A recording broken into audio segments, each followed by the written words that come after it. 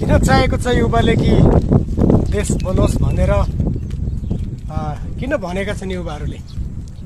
हाम्रो जिन्दगी जस्तो गए पनि हाम्रो आउने पिँढीहरूले आफ्नै देशमा केही न केही गरून् भन्न चाहेको छ।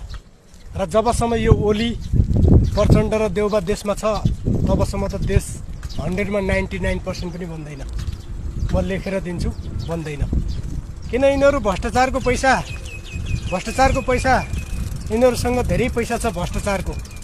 तर युवाहरू गयो भने सबै छानबिन हुन्छ भनेर डरेर यिनीहरूले चाहिँ कसैले पनि जान दिँदैनन् र देश कहिल्यै बन्दैन।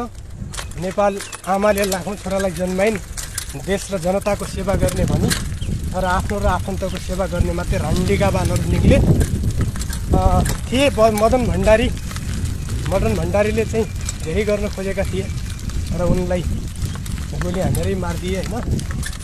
देशमा केही गर्छु भन्नेले चाहिँ कि गोली खान पर्छ कि जेल जान पर्छ, यी दुई मध्ये एक चिज हुनुपर्छ।